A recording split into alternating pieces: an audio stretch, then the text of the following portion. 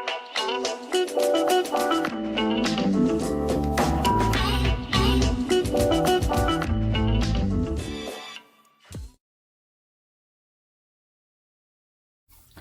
everybody, this is Tracy here with another edition of A View from Tracy's Point, and we are here today to talk about this Wendy Williams movie, her biopic, and then the documentary that followed.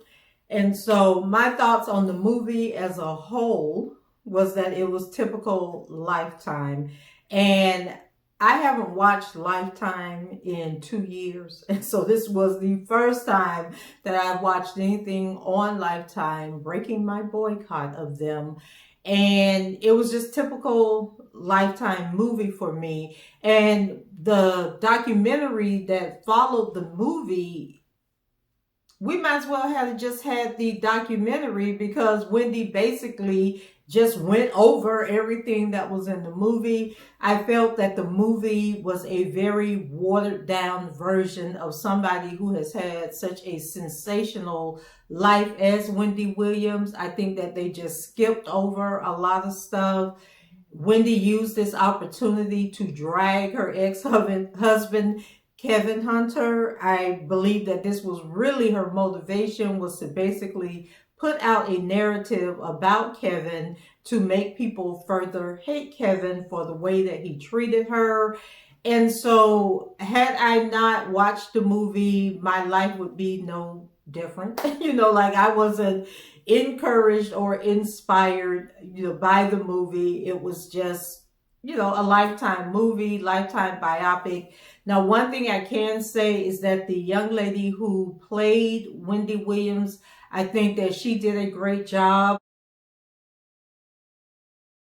They were able to change her, the makeup that they used. I think that they did really good in making her look like Wendy Williams.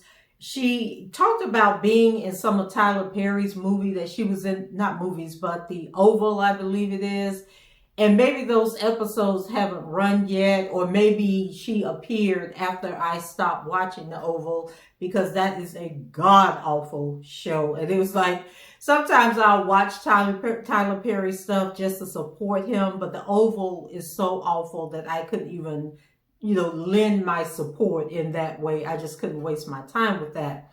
So I wrote down some notes. So let's just do, this is going to be the Cliff Notes version of the movie. In my recap, Wendy, it started out when she was a little girl, and we know Wendy was chubby. So there were no real revelations that went on. There was just like some cute little moments. And so, like I said, Wendy was chubby. She was an overweight kid. She always dreamed of being a star, and part of her weight problem was that the mom focused on the weight so much. And I think when parents focus on their kids' weight, it makes the kids want to eat even more. And so the mom blamed the brother Tommy, for sneaking Twinkies to Wendy when Wendy was not supposed to be eating candy or sweets or anything. And you guys know Tommy, after the mother passed is it February now? It's still January 31st. So you guys know Wendy's mom passed on November 29th, and her funeral was a couple of weeks ago. And so there was like a back and forth between Wendy and Tommy about Wendy not attending the mom's funeral. And a lot of people, there was a lot of speculation that this was all to hype up the fact that the show was coming out. And so now I'm starting to believe that that is what it was about, because Tommy actually appeared in the documentary portion of this 4-hour night that we spent watching Wendy tell half truths and maybe some lies, and, just really pumping herself up. So anyway, Wendy had so much anxiety about her mom pressuring her not to eat so much that she would wet the bed. So she had, problems with that. And then the mom was telling her, well, sometimes your weight presses, depending on how you're laying in the bed, your weight can press on your bladder and then cause you to urinate in your sleep. No, Mom, it was the fact that you were stressing your daughter out about her weight, Miss Shirley. May you rest in peace. So then there was this scene where Wendy was at this birthday party. And so the kids were playing Wendy musical chairs, and Wendy was so competitive that she didn't realize that when it came down to her and the birthday girl, that she was supposed to let the birthday girl win. So Wendy won musical chairs, and the little girl started crying and, ran over to her mom and said, she was supposed to let me win. So all the kids were looking at Wendy like, how dare you? You're so rude. Child, the chair broke, okay? So the kids started laughing at Wendy, and Wendy was like, oh my God. So that was like her motivation, that people were never going to laugh at her again because she was going to be a huge success. So then we skip through the next years of her life, like the next, 7 years of her life, where she would pretend that she was this radio host, that she was going to be famous. Then she went to college and told us that while she was at college, she became a radio host, I guess, on like the campus radio station. Then she got an internship in Washington at a station, I believe it was WOL 1450. That's what I wrote down. I might be missing a letter there. But anyway, and so she got this internship, and so she goes in, and there was this black lady and a white lady, and she was basically spilling off, what her ambitions were, how grateful she was for having this internship. And they were looking at her like, girl, whatever, and walked off from her. So then she started doing coke, and I think she was doing coke while she was in college, but she started doing it even more after she got the radio show.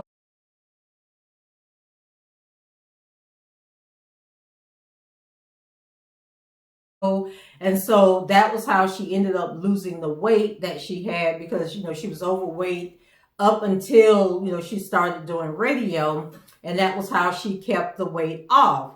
So then she had an interview with someone that she called Ricky Tony in the movie, but it was actually a R&B singer or music producer by the name of,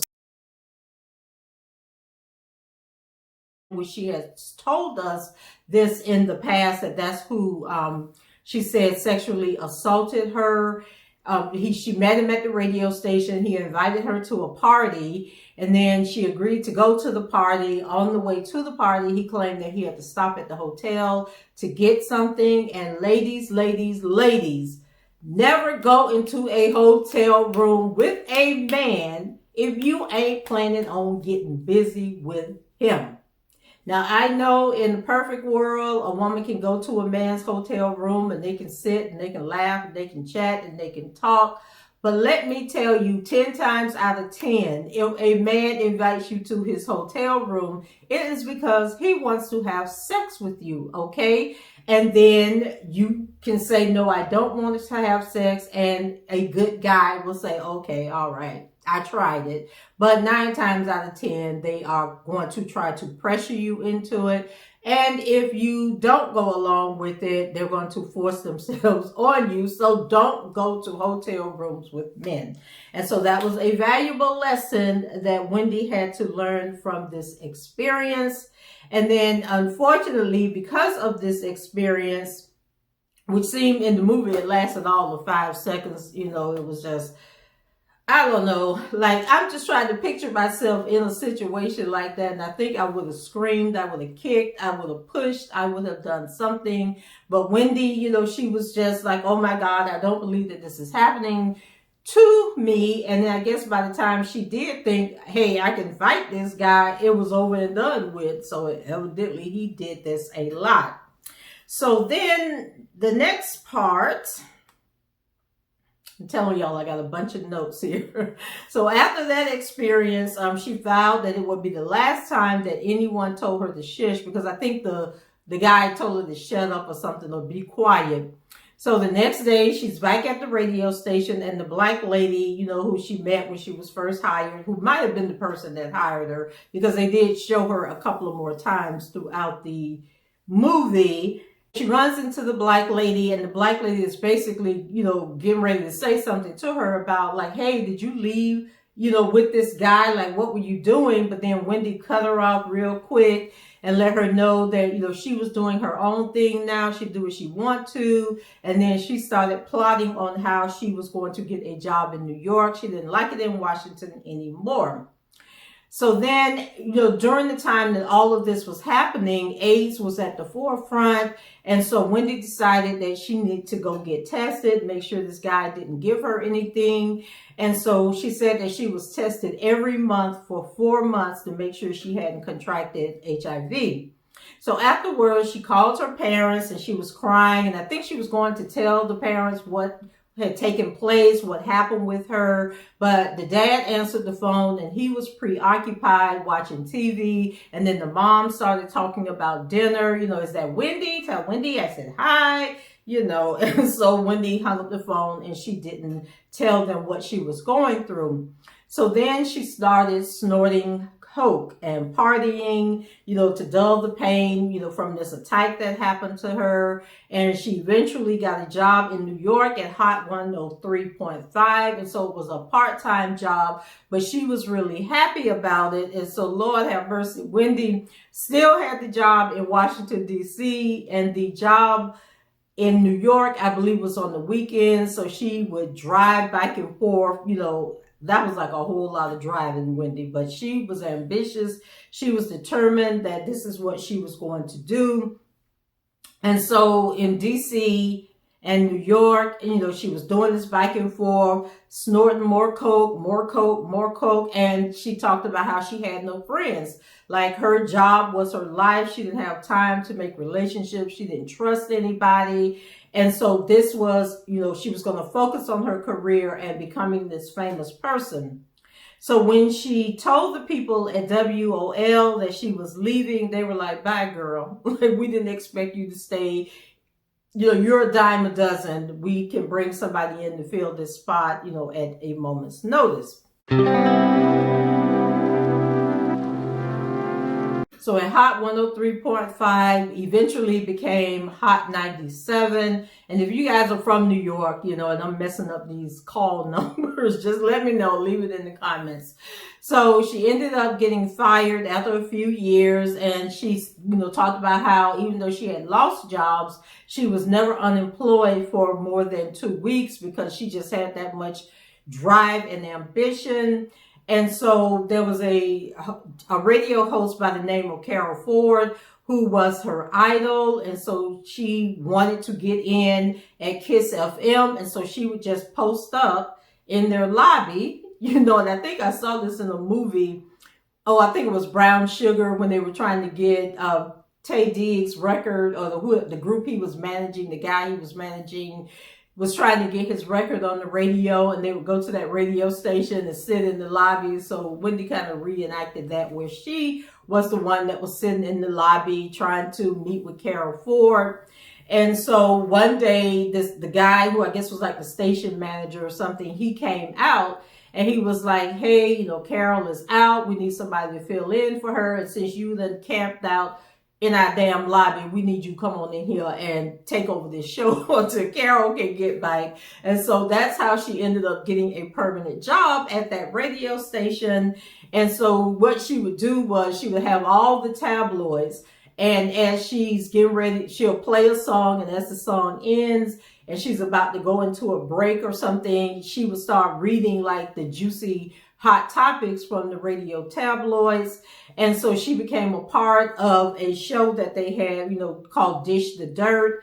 And it was her and like 3 other guys, and they would just sit there and talk about, what was going on, amongst celebrities and singers and rappers. And so she was out celebrating and she met Eric B.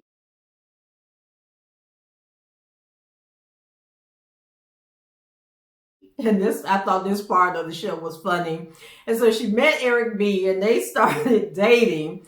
And so this Negro wasn't ish. So this must have been in the early days of Eric B. when he ain't have nothing, because he had asked Wendy, could he borrow her car? And so Wendy let him borrow the car. She gets off of work and she's sitting out there and Joker is late coming to pick her up from her job. And so don't go to hotel rooms with men, unless you ain't planning on getting busy, unless you're planning on getting busy. And number two, don't be loaning people your car, because I'll be doggone if I'm going to get off from work and my car is not out there waiting on me. And then now people looking at you crazy as everybody else leaving, getting in their cars and going home, and you stuck out there because some joker didn't bring your car back. So no, you cannot borrow my car. So instead of kicking him to the curb and be like, you got me messed up, Miss Wendy decided that she was going to rent him a car so he can drive around and do whatever it was that he needed to do. So child, Wendy was at work and she got a phone call. Basically, the guy came in. It was like one of the station hands or something, like somebody worked at the station. So he came in and let Miss Wendy know that somebody was on the phone. The rental company was on the phone, said that she hadn't brought this car back, and they were issuing a warrant for her arrest. Okay, so Wendy had to let Mr. Man know that it wasn't going to work between them. And so she took the rental car, he ended up taking the rental car back, but she had to cuss him out. He had an attitude like she didn't have the right to be mad. And so that was a hot mess. So they ended up breaking up. And so then she found out that she was pregnant from him. And she ended up, having an abortion. Then she had to go through the whole abortion process by herself. And I talked about that on my recap of This Is Us, where the character Kate, when she was 18, got pregnant and went and had an abortion, and, talking about the emptiness and the loneliness and the shame in telling somebody, that this is what's happening with you, and not having anybody to go with you and hold your hand as you're going through this traumatic experience. And so, in Wendy's story, she had that same feeling. And I said in my recap of This Is Us that I believe that it is very common for women to go through that experience alone, because they don't feel like they can share it with anybody else.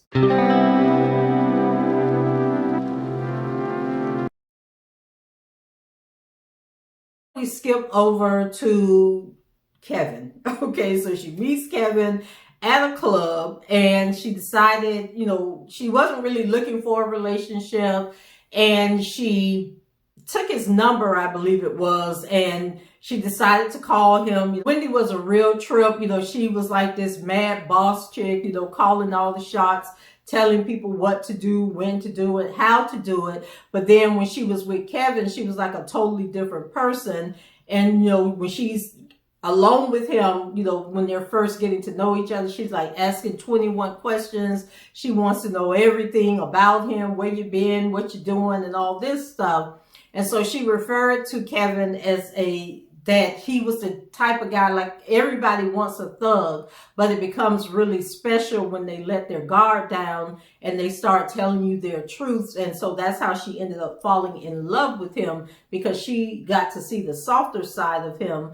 But then they started getting high together, smoking joints. Okay, so both of us can't be doing drugs, okay? Like that's not going to happen. And so I'm going to be the one that's definitely not doing drugs. And then because I don't do drugs, I don't date people that do drugs. So to me, if you're doing stuff that I don't do for myself, it's going to be a turn off, and it is going to be a no. But then in Wendy's case, she knew what it was like to do drugs. And so I guess they were a match made in heaven or in hell. Okay, so she shared with him, the story about her weight challenges and becoming bulimic. And then she tells him that she is getting lipo and boobs. And so he tries to tell her he likes her the way that she is, and that she doesn't have to do all of that. But she lets him know that, this is what she wanted to do for herself. It's what she wants. And to me, that was just a sign of low self-esteem on Wendy's part, because she saw Kevin as a bigger than life person than what he really was. And so she wanted to compete, I think, like she wanted to be this bombshell that he would find irresistible. And then I also want to say that Wendy, I thought, was a very pretty woman before she got all this work done on her face, on her body. I thought that she was perfect the way that she was. So to me, it was low self-esteem that made her feel that she had to go and do all of this. And so Kevin tells her that he will always support her no matter what her decisions are. And so Wendy said that Kevin, was a thug with a heart of gold, and that she felt safe, in his presence and with him. So she strutted into the station with her new body, okay, in full effect, only to be suspended for 2 weeks for talking about, her boob job on the air. The white woman ran in and said, "Excuse me, but you cannot be talking about your breast job on the air." And so Wendy was like, "But the people that I talk about on this show have all had body work. This is the hot thing that people are doing. So why can't I talk about it?" And I think the lady was going to suspend her for 1 week. Wendy kept talking. The lady made it 2 weeks. And then Wendy wouldn't shut up. And then the lady was basically like, "I can suspend you indefinitely." And then Wendy wanted to get out of her contract. And the lady was like, "I'm not crazy. I'm not letting you out of your contract. And then you go over to one of our competitors." So Wendy was like, "Okay, well, I got to figure out how to outsmart them." And so Wendy, when she got off that day, it was like a big disturbance outside. And so she had did this story about the group Total because she was in the bathroom. These ladies recognized her in the bathroom. And then there was like, "Girl, here is the scoop, on Total. This is going on." And so Wendy was like scared to go outside, but then Big Kev showed up and saved the day and got her into the car and away from that chick from Total who was about to whoop her behind. So she decided to give up Coke for Kevin, although, he never asked her to. And then, afterwards, he proposed to her. They were going to get married. And she was happy that she had became a regular in Page 6 for running her mouth. Okay, you guys know Page 6.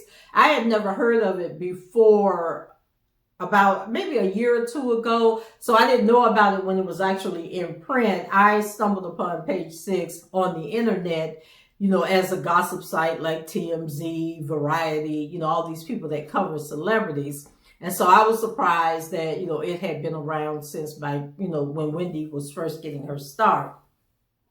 So like I said, Wendy ended up getting suspended indefinitely. And actually when she got suspended indefinitely, it was because Puff Daddy, P. Diddy, Sean Combs, had called in about an interview where Wendy was trying to say that most rappers are gay and saying that, they love the down low lifestyle. She would never date a rapper because you just never know what you're going to get. And so she ended up finding a loophole in her contract that said that she couldn't go to work for another competitor in the New York district. But then she found a job in Philadelphia for Power 99. And so she ended up, after getting that job, I think she was doing that like I think the Power 99 was in the middle of the night. It was like the 3 a.m. to 5 a.m. shift or something like that. I may be confusing that with one of the other jobs that she had, but at some point she had a radio gig that was overnight.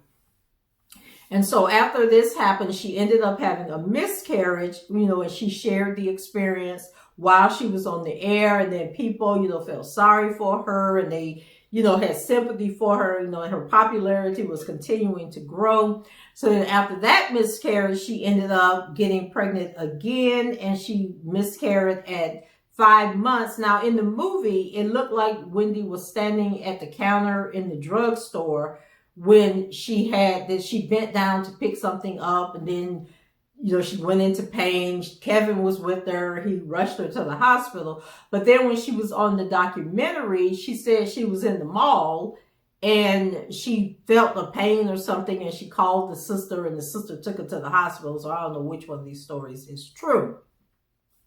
So she got pregnant again, and this time the baby was stillborn. So Wendy, she had the abortion, and then she had like 3 miscarriages before she finally had the baby, and then she had to deliver. Now in the movie, she only delivered the 3rd miscarriage, but then on the documentary, she said that, and then it was a little girl, but in the documentary, she said that, they asked her, do you want to hold the baby? Do you want to look at the baby? Do you want to know what the sex of the baby is?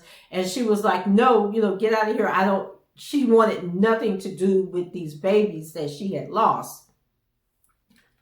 So then she started to feel as if God was punishing her and Kevin for, getting pregnant, not being married. I think I mentioned that they had gotten married earlier, but at that point they weren't married. He had just proposed. So now after she's had all these miscarriages, she's thinking that God is punishing her, for shaking up, having premarital sex, that's why God won't give her a baby. So then they end up going to the Justice of the Peace. She didn't have a big wedding. It was just her and Kevin, the Justice of the Peace, in the courthouse. 5-minute ceremony, and that was it. And so she ended up getting pregnant again, and she went to the doctor, and the doctor told her that the reason that she wasn't able to carry a baby was because she had a weak cervix. And I know people who have actually gone through this, and it's where the cervix just can't hold the baby, for the full term. And they actually do some kind of procedure where they put like a mesh net in the body. I don't know how it works, but it holds the baby in place. But Wendy decided that she was going to go on bed rest for 9 months, and she wasn't taking any chances. And so while she was pregnant, she said she gained 105 pounds, that Kevin was the best husband ever, and that Lil Kev was born big and healthy. And so Big Kev, Miss Shirley, and Wendy's sister Wanda was all in the delivery room with her when she gave birth. And then her dad was outside, and after the baby came and they covered Wendy up, they opened the curtain. And then there was Mr. Williams waving, to his baby girl and to his new grandson. So then this is where the BS really, really got started, okay? So Kevin was cheating while she was pregnant. She ended up hiring a private investigator and then followed him, but decided not to confront the woman. So she had like all these pictures of Kevin with these women. And she first found out that Kevin was cheating because she had gotten up one night and she woke up, Kevin wasn't in the bed. Then she went to check on little Kev, and Big Kev was in there on the phone talking to a woman, and the woman was asking him for money or something. Now, I don't know if she wanted money to keep her mouth shut about the affair, if she needed money for an abortion, if she needed money because Big Kev was breaking up with her. I don't know what she wanted this money for, but she was asking for the money. So Wendy hired the PI. The PI gave her these pictures, locations, where to find Kev. And so one day she decided, that she was going to follow Kevin or go to this location. Kevin was there with the woman. She was going to get out the car, but then she decided, no, I'm not going to confront her. It's not her fault, that it is Kevin's fault. Now, I don't know how many people think that way, because I know as a woman, if our man is cheating, we generally want to go after the woman, and not necessarily to beat her up or anything, but to let her know, hey, he has a woman. I am his woman. Knock it off, right? Leave my man alone. So Wendy finally confronts Kevin, and then he had the nerve to be arrogant and blame her for why he was cheating, okay? So... Look like you married a thug. Thugs be out there with multiple women. When did you do what you was getting into? But she was like trying to pretend like she was the victim, that she didn't do anything wrong, that she put all her love and trust into Kevin, and that Kevin just dogged her out. And child, I was like, okay, whatever. So then Wendy goes to the doctor because now she feeling all dirty and disgusted. Like, how dare he, cheat on me, be with these other women, then come home, have sex with me. So Wendy had an IUD put in, and she was like telling the doctor all her trouble. And the doctor was like, well, I don't think I can really help you with your marriage problems. Can I refer you to a marriage counselor? Wendy was like, no, I need an IUD, and I need one that lasts for 10 years. So she gets the IUD, then she goes and she has more body work done, and then she got back to New York, trying to get Kevin, because remember she was in Philadelphia at this point. So she goes back to New York thinking if she gets Kevin out of Philadelphia, then that would keep him away from these women that he was cheating with. Like, she was too dumb to know that a cheater is going to cheat. Like, those women that were in Philadelphia were disposable, okay?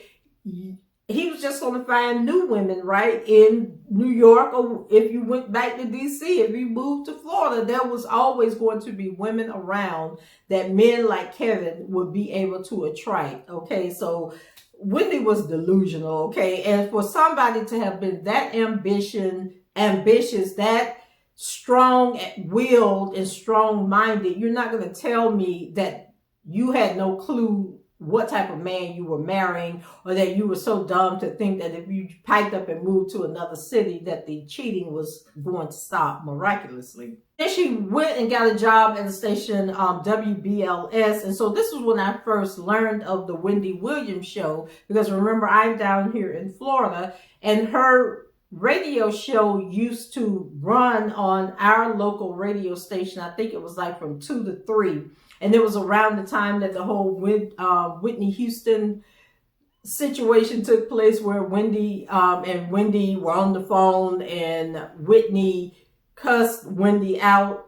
Okay, so that was like when I first heard about Wendy Williams. So this guy, Vinnie Brown, who I think was the general manager, he got her the job. And so her and Kevin moved back to New York. And so she said that her first day on the job was 9/11. That was when 9/11 took place. And she said that, that shifted her focus from Kevin cheating to, like, the world is getting real. Like, there's some serious stuff taking place out here. Like, I can't just be so consumed with this man cheating and trying to figure out ways to get him to stop cheating. So she said that she decided to write a book and told Kevin that she was going to include his cheating. And Kevin was like, so what? I don't give a damn. Okay, because I'm going to do what I'm going to do. So she said that she had a lunch party planned for Times Square where she was going to do this book signing. But then at the last minute, she panicked because she didn't think that anyone would show up. And so Kevin came in, on the white horse and swooped her up and said, no, girl, people are going to be there. They're going to be standing in line, okay, because they want this Wendy Williams book, that people love you. You're an amazing person. And so she said that, she built up her courage. She went, that, there was a line around the building. She said that, her book became a New York Times bestseller. And then that's when her show like really blew up. Like, she was really, really taking the daytime talk, to new levels. So, she interviewed Whitney Houston, Mariah Carey. Folks were hanging up on her because we know that Whitney Houston hung up on her after she told about herself. So then Kevin and the cheating was back in full effect. Like I said, moving to a new location is just giving him access to new punani, right? And so, that was back on Front Street. She losing her mind, like, how's she going to hold on to her husband? And so Debmar Mercury, I always say Debmar Murray, but it's Debmar Mercury, was now calling. They are show producers, they're a production company. And so they offered her the opportunity to do the Wendy show. But Wendy didn't know that Debmar Mercury was calling because Kevin had all these calls coming in from all these women that he wasn't answering the phone, right? So he was thinking, I guess, that it was one of the women from Philadelphia that was calling from a different number. And it turned out that there was these people trying to offer her this show. And so then he said that, he would go ahead and give the people a call. And then Wendy was telling her that, because I heard they were calling, down at the radio station saying that they want to offer me a talk show. So he would only accept a show by Wendy. So, like, he didn't want Wendy to be on, like, The View or a show like that. He wanted her to have a show all by herself. And so that's what he was going to negotiate. And that is what he negotiated. And that's how we ended up with the Wendy show. So they ran into a roadblock when they were trying to get guests for the first episode, or the first episodes, for the pilot of the Wendy show, because she had then dragged every celebrity through the mud that nobody wanted to be a part of her show. So Wendy was like, oh my God, what am I going to do? So then she came up with this idea of Hot Topics. She was like, okay, well, if the people don't want to come on the show and be interviewed, then we would just still talk about like trending topics in the media of what's going on with celebrities. And if you guys remember, if you saw Wendy's very first episode, I believe it was the first episode, and if it wasn't the first episode, it was in the first week, where she had that damn Omarosa on there, okay? Remember Omarosa from, oh my God, what was the name of Donald Trump's show? The Apprentice. So Omarosa was on, I believe, the first season of The Apprentice. Her and Donald Trump became friends. I think she came back on a couple of more seasons of The Apprentice, and then she ended up working for Donald Trump at the White House. He fired her, after she was tripping.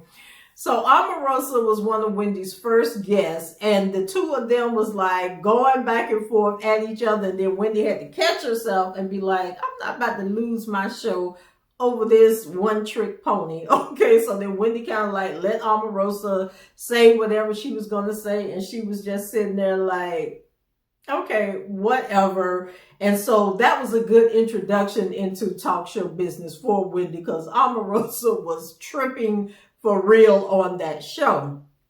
So anyway, they, went with the whole Hot Topics. It was a huge success. And then, of course, as the show grew in popularity, Wendy's audience became, her guests. Like, they were her co-hosts. And so they gave her energy, to keep, to motivate her and keep her going. And then the show became a success, and it is on the air today. I think Wendy is in like her 11th or 12th season. And I must say, over the past week, I have seen Wendy look her old self more than she has in the past couple of years, when everything started falling apart around her. Like, she is really looking like she's back in full form. She looks healthier. She looks happier. I don't know if it's because her and Kev, sneaking around behind the scenes, because it seems like the only time Wendy is happy is when she's with Kevin, and her and Kevin are in a good space. And that is the look that she has right now, is that maybe her and Kevin got something going on behind the scenes, and she is like glowing at the moment, but we'll see how long that lasts. So she was so busy with the show that she took her eyes off Kevin's balls, okay? And all of a sudden, Kevin was back in the streets, running wild, doing what Kevin does, and that is cheating, okay? So Kevin says that he spends his time protecting her, not chasing women. But we all know that that was a lie. So they were like cutting up in those staff meetings, like literally fighting in the staff meetings, throwing stuff, knocking over chairs, and just acting crazy in front of their employees. And so things were like very stressful behind the scenes at the Wendy show. The staff didn't want to come to work. Nobody wanted to deal with Kevin, because he just like wanted to be involved in everything. So there was a guy named Ryan, who I couldn't figure out if he worked for the show, or if he worked for Kevin, or he worked for some agency that was involved with the show. But Ryan spilled the tea on Kevin. Okay, he told Wendy about Kevin and Sharita and how they had a house in New Jersey, and that Sharita was running around acting like she was the wife and not Wendy. And then Ryan gave up the address and told Wendy where Kevin and Sharita lived, okay? So child, Wendy went to the house, went through the people's mailbox. Now, I'm thinking, if I'm about to do all this, I'm either going to get my best friend from back in the day, Taryn, because that was kind of stupid stuff we used to do back in the day, or I'm going to get in my car and I am going to go alone. But Wendy in the car with the driver, okay, the driver then took her, to New Jersey, to this house. Wendy gets out, goes into the mailbox, goes through the mail, sees Kevin's name on all these bills. And then I think she took some super glue and glued the mailbox shut. Then she takes her phone, goes up to the doors and the windows and taking pictures inside the house. They left the garage door open. Wendy opens the garage. Well, it was unlocked, not open. Wendy lifts the garage door, goes inside. She's taking pictures of everything that they got going on. She comes back outside, closes the garage door, and then spray paints on the garage door in red paint. Wendy and Kevin forever. Okay, so I was like, Wendy, you get too much to lose to be acting so childish. So then Kevin confronts Wendy about showing up at him and his whole house. Okay, and so he tells Wendy, that was an investment property. The neighbors called the police. You could have been arrested. Like, what is going on? And so, he told her that, she was lucky she didn't go to jail. And so I was just thinking, what an arrogant asshole Kevin is. And so Wendy decided, that she was going to wait until little Kevin graduated from high school and went to college. And like I said, this is all stuff that played out on Wendy's show. So none of this was a surprise. And I think it was like 2 years it took to pass between her finding out and Lil Kev actually going off to college and her divorcing Big Kev. And so she started drinking. So Wendy had all these bottles of wine. And so she wants us to believe she wasn't doing coke again, that she wasn't smoking marijuana, that she was just drinking a whole bunch of wine. She was drinking cases of wine every day. And then there was one day that Kevin came in and Wendy was passed out in the bed. She had like 5 empty bottles of wine spread out over the bed. And so I'm just like, Wendy, come on now, be for real. So Kevin, was telling her that she needs help and that she needs to go to rehab. And he's telling her everything she needs to do. But at no point is Kevin saying, and I need to get help for being a pathological liar and a serial cheater. Everything is Wendy's fault. And so he convinces her to go to rehab. And you guys remember the show went on hiatus. And that's when they had Nick Cannon and the white guy that really loves Wendy so much. He's a comedian, Collins McConnell. I think McConnell is his last name, with the dark hair. So that's when they were filling in. I think Sherry Shepherd filled in for a week, but they had like these guest hosts each week, which they didn't even feature in the movie. I don't remember them talking about any of these people that came in to support Wendy as she was going through this hard time. And then speaking of Nick Cannon, when Wendy did the documentary, the McConnell guy was part of the documentary. I think he was the only person that filled in for Wendy that was part of that documentary. Andy Cohen was part of the documentary. But I didn't recall seeing Nick Cannon on there. I didn't recall seeing Sherry Shepherd on there. It was mostly white people that were coming in on this documentary. And then, the black people were her family because Tommy was part of the documentary. The brother, the sister, the mom, the dad. And then Wendy's best friend, who I think her name was Linda Carmichael or something like that. I think they were like the only black people, but as far as celebrities or people that we know coming in talking about Wendy, there were no black people. I don't remember any black people showing up, to be on the documentary, which I thought was odd. So anyway, okay, so she went to Florida for rehab, and then she found out, that Kevin was cutting up and still carrying on. And so then Wendy was talking to one of the orderlies or somebody at the rehab facility and was telling him that she needed a phone. And the man was like, ma'am, I can't give you no phone. You can't have no phone, no radio, no computer, no TV or nothing. So then Wendy was like, well, I heard that your mother, your wife or some damn body was a big friend. And then the next thing we know, Wendy gets this big gift basket. And then in the gift basket was all the latest tabloids, a phone, and, she was trying to keep up with what people were saying about her. Like, she was always consumed about public opinion about her. And so she learned that Kevin had a baby on the way. And so that was the end of that, right? So Wendy had to return to New York to save her show.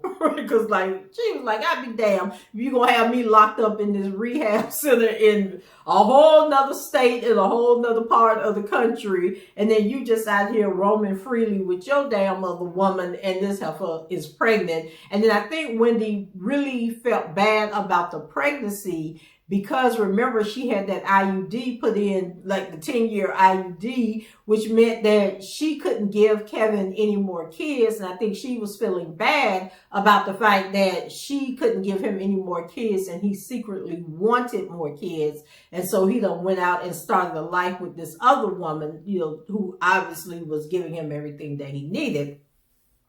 So she returned to New York, to save her show. She moved into this sober house and had these two 24-hour guards. And so it was these two black guys, and they weren't playing the radio with Wendy. They weren't thinking about Wendy. They was like, no, ma'am, we are here to watch you. We are here to make sure you're not supposed to do anything. And then this was the part that pissed me off about Wendy, because she wanted us to believe she was only drinking wine. Nobody's locking you away in a house with guards, 24-hour guards, to keep you from drinking wine. Wendy, you had to have been doing some other drugs for them to have put you through all of this. So anyway, Wendy, they knew that, the tabloids were talking, the paparazzi was following Wendy, things were starting to leak out. And so Wendy wanted to get ahead of it. So she decided, that she was going to tell the audience herself, what was going on in her life about this sober house and everything. And once again, all of this played out on the show if you watch Wendy's show. So Wendy's parents went to see her, after Kevin had filled their heads with all these stories about, Wendy being a cokehead, Wendy, suicidal, Wendy acting crazy, all this other stuff. And so on the documentary, Wendy said that both of her parents, her mom and her dad, while she was locked up in the sober house, only could come out to do her show, that both of her parents suffered strokes. Now, I don't know how true that is, but that's what Wendy said. First, her dad had a stroke, and then weeks later, her mom suffered a stroke. Wendy had assembled a meeting, but Kevin didn't want her to get to the meeting. So the day that the two guys were supposed to be bringing her to the studio, they were stuck in traffic, and Wendy was telling them, do this, do that, let's do that. They were like, no, we're going to sit here and suffer it out. Child, Wendy grabbed her stuff, jumped out the taxi cab, and was running through the streets of New York trying to get to her studio. So I'm like, oh my God, like, were people watching? And then I think in the documentary, or maybe it was on her show, she actually tells the story about when that was happening, that this guy had came up and was like, Wendy Williams? And so she was looking at this man like, I'm on the run, sir. And so then she found out that the guy was like some famous person. He owned a restaurant. He was some socialite, child. I can't remember what the man did. I might have wrote it in my notes about the documentary. But anyway, this guy knew her. She was on her show. She was on the show last week because she apologized to the guy, for the way she treated him that day. But then, she found out that he was a famous person. It was time for her to get a divorce from Kevin, because they were legally tied together. She wanted him out of her business, out of her affairs, nothing to do with her show. She didn't want him to be the manager anymore.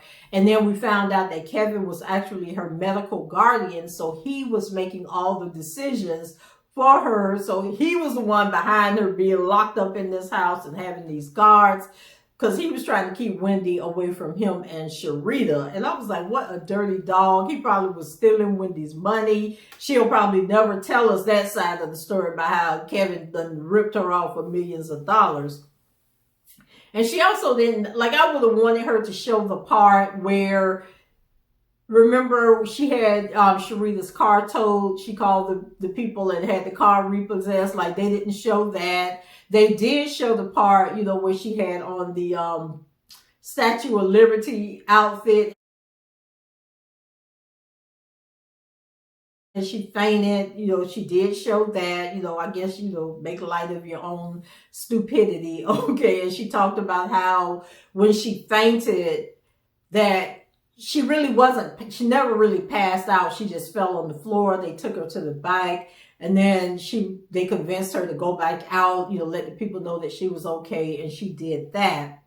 And so Kevin basically, he arrives at the meeting shocked that Wendy has, ran away and is in the meeting. And so, he basically feels that he built the Wendy Williams that we know today, that he built the empire, and that Wendy got a lot of nerves trying to keep him out of that. And so that was all that Wendy needed to hear, because she was in it to win it.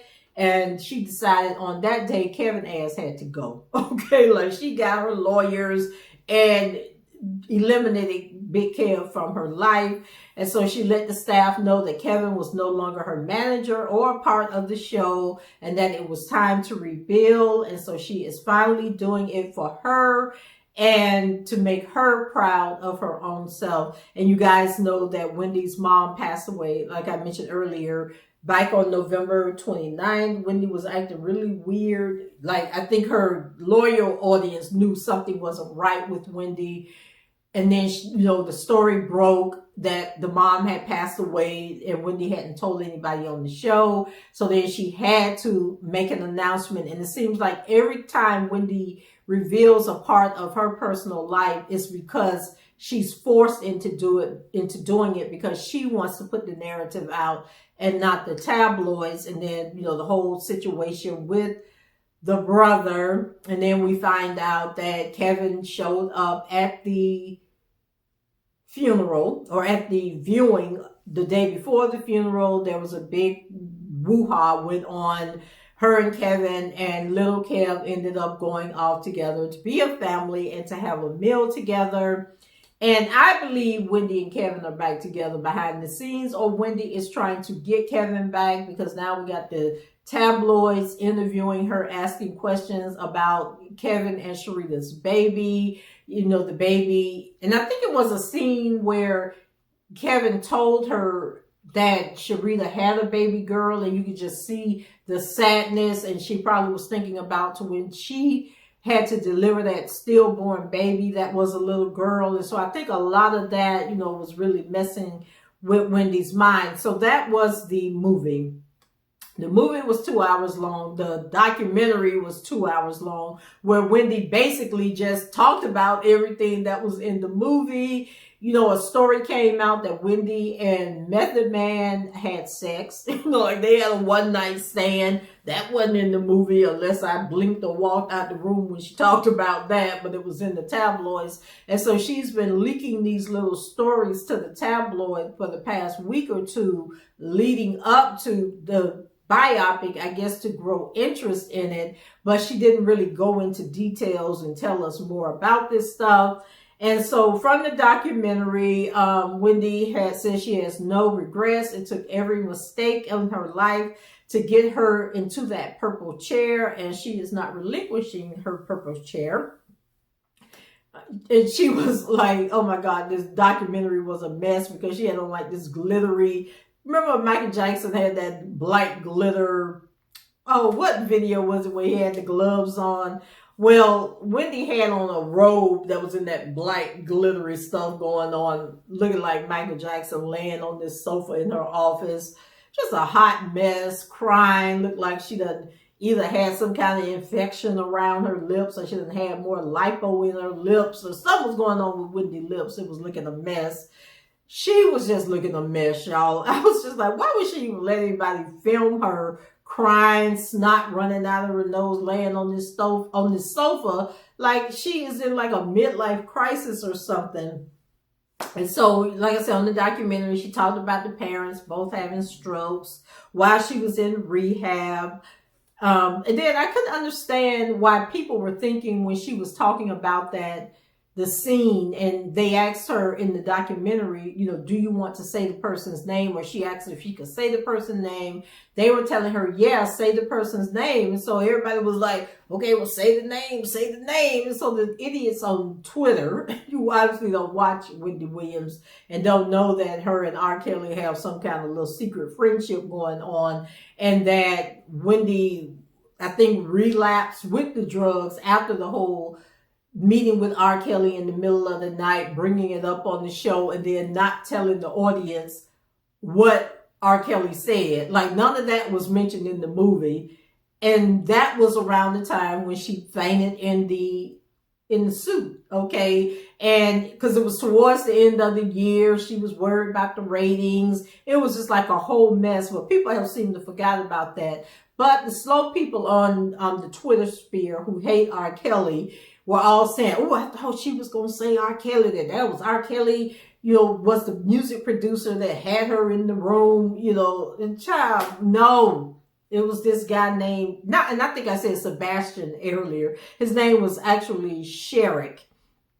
And so she called him a one-hit wonder on the documentary. And even though they were telling her she could go ahead and say the name, say the name, say the name, she didn't say the name, okay? She was like, you know what, I'm not even going to give him the time of day. You know, he was just a one-hit wonder. You know, it didn't even matter. And so the guy, Sherrick, actually was another druggie. He battled substance abuse for most of his career. And the name of the song that was the one-hit wonder was called Just Call. And it made it to the top 10 on the Billboard R&B singles chart. And he actually passed away in 1999 at the age of 41 from unknown causes. So the man is dead. He's been dead for 21 years. Girl, you could have just went ahead and said the name, because you've said the name before, Wendy. So then what else happened on that documentary that stood out? Yeah, that was it. She just rehashed everything that was in the movie. We didn't learn anything new. And so, guys, that's it for me. Did you watch the movie? Did you watch the documentary? What did you think about it? Did you learn anything new about Wendy Williams? Do you feel like she focused too much on the relationship with Kevin and trying to make Kevin look bad? That she missed an opportunity to share some real interesting things that people actually cared about in her life, that took place in her life? Go ahead, leave your comments below, rate the video, and subscribe to the channel if you haven't done so already. And until the next time, I shall talk to you guys later. Bye-bye.